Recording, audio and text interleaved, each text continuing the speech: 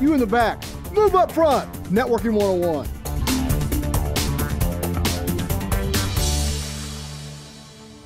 Hey folks, a couple days ago I actually posted on my Facebook account, if you could pick any topic on Networking 101, what would you pick? And a couple of my Facebook VIPs, Goldie from India, Chelsea from the Philippines, and yeah, I guess even Dwayne from Germany, said, BGP, dude, that's what we want to see. And a bunch of other folks requested it, and I thought, hey man, this is actually a pretty cool topic, because BGP gets a rap of being pretty darn complex, and with good reason, right? BGP is one of those protocols that is so simple, it's also really complex. But you guys know I'm a history buff, right? So let me go ahead and explain a little bit of the history of what happens. You know, kind of way back in the day, you know, when the internet was just a young little cloud, a little Nimbus cloud here, and we just had a few sites to connect to.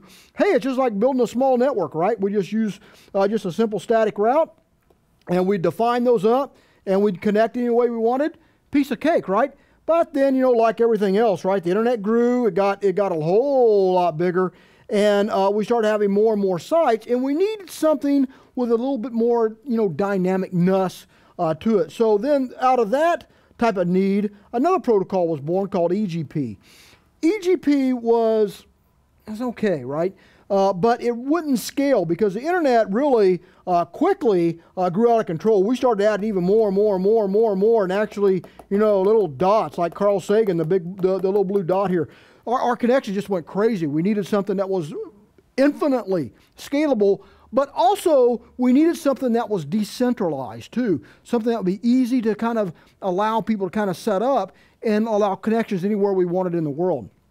That's where BGP came from. BGP was born out of that need of massive scalability. Now, the first question you need to ask yourself, just like it says in the RFC, do you really need it? Do you really, really honestly need BGP in your network? Here's how to tell. If you're a big old company, let's say you're TechWiseTV.com, and we want our own company out here or our own presence on the internet, if you will, we're going to be connecting straight to a tier 1, oops, I spelled that wrong, tier 1 or tier 2 provider. And these are the big dogs, right? These are people like British Telecom. These are people like AT&T. These are people like Deutsche Telekom. I mean, these are our big dogs that are holding the pipe of the internet. And what we're going to do is we connect to them, but it's not like a simple IP address, right? It's like, oh, give me your default gateway and I'll set you up. It doesn't work like that. Since this is so scalable, and we're hosting, you know, hundreds of thousands of possible routes internally, what we want to do is we need something that transfers information in bulk. And so to transfer all that information in bulk, what we use is what's called an autonomous system number, ASN. ASNs are registered. Now, if for whatever reason you use BGP internally, there are some non-routable or non-peerable addresses that you can use, but for the most part, you're going to get an ASN through whatever RN, whatever Internet Assigned Registry of Numbers that you kind of fall under. You're going to get that number from them, and then you're going to peer up what they call peer with your tier 1 or your tier 2 provider.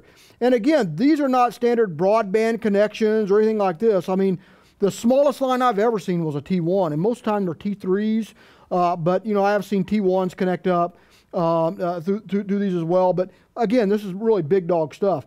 And when you're peered up with these folks, you'll use a lot of different terms in BGP.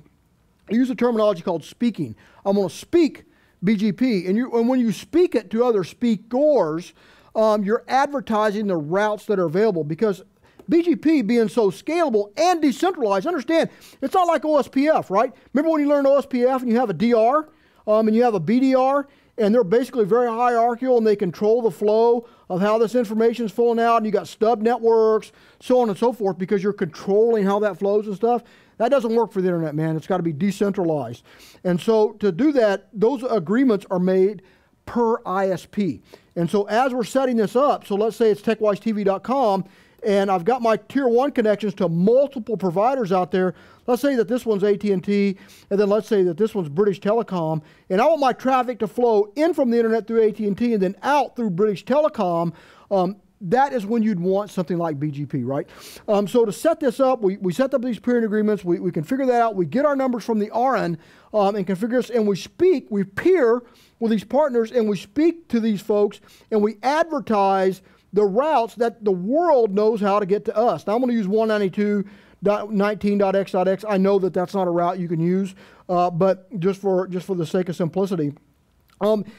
What this allows us to do, it allows everybody in the world, so this allows, Rob in Texas to connect through and get this information back out. That's what BGP does. It allows people to find us. It allows those type of massive connectivities to hundreds of thousands of servers that we have out here. And that's how it works. It's incredibly important on the internet. It is actually the glue. When you think of the World Wide Web, BGP is the webbing that holds all that stuff together, right?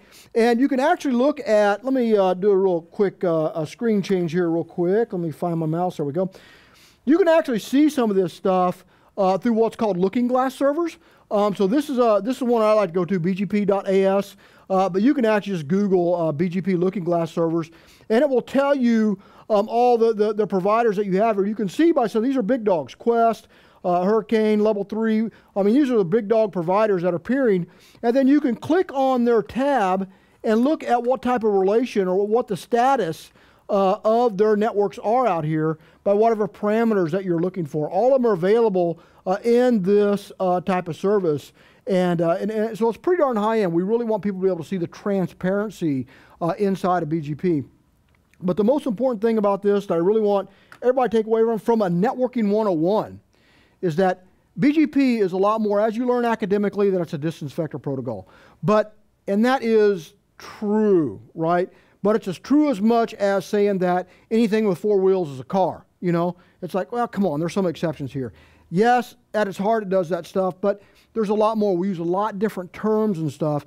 So start looking at, when you're looking at learning BGP, setting this up for exams, trying to get the feel for it, that this is a very enterprise ISP class type of protocol. You should be exposed to it. You need to know it and really get a feel for it. But there's a lot you can do, because remember, as I said in this example here, I'm controlling my traffic coming in and then leaving the network. And then I have all these different ways to confederate and set up and how this traffic is going to move, all that stuff. You got so many options to set this up. But again, you just can't randomly peer and do this stuff. These are pre-signed agreements because it is so decentralized that this is just not like, oh, almost have to someone peer with somebody, because it's got to be a two-way agreement. And you're doing this stuff kind of back and forth on the phone as you're configuring it to making sure you work. So don't be afraid of learning BGP and the complexities of it. It's really going to make you a lot better engineer and stuff. And truthfully, you ever get a chance to mess with your career or follow somebody that's actually really good at it and stuff, definitely take a look, because it is totally, totally worth it.